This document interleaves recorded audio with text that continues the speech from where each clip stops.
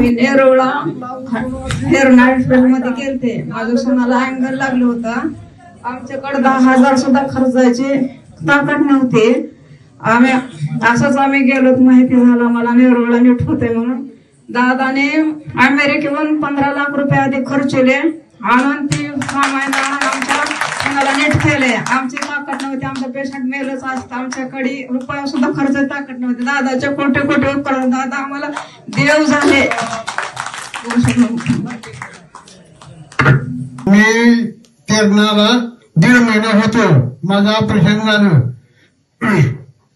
त्यांनी सगळं व्यवस्थित सगळं झालं आणि मी परत मला गावाकडून सोडलं. त्यांनी माझी सगळी व्यवस्था केली.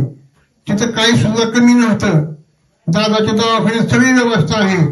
दादा आपले इथून 7 पेशंट गेलेले आहेत नेरोळला. माझी स्वतःची मंडळी गेलेली आहे. आत्मा बनकर गेलेले आहेत. सुभद्रा कोल्हे गेलेले आहेत. त्यांना आपणच रेफरन्स केलं. तिथं 1.5 महिना मी होतो. कुठलीही तक मला ही आली नाही.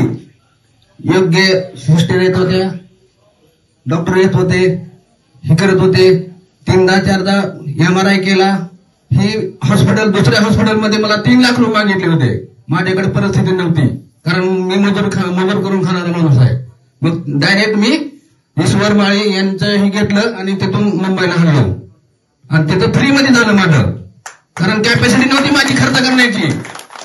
तिथून ओके होऊन आले पेशंट. इथले जवळजवळ 7 पेशंट ओके होऊन आले. दादा मी खरं सांगतो, मी युवाला दवाखान्यात घेऊन गेलो तुमच्या तेरणामध्ये. मग 8 दिवस झालं ऑपरेशन केलं.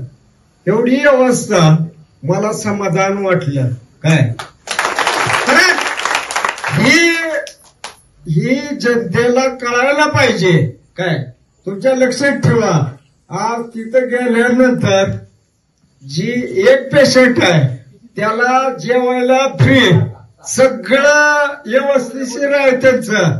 मी 8 दिवस झालं फक्त जाऊन आलोय. फक्त मला तिथं ऑफिस भेटलं नाही. तुम्हाला तुमची गाठ घेणार मी. काय एवढं माझ्याकडून गलती झाली. काय नाही, मी व्यवस्थित आलो तिथून. आणि जनतेला एकच सांगणार, सगळ्याला हीच माझं बोलणं आहे. तुमचं कुणी बी आजारी राहू द्या.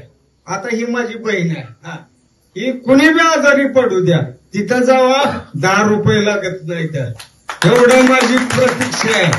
एवढं करा. काय ही जे आहे का, सगळेजण निबर उभं राहा यांच्या पाठीशी. माझं जे आहे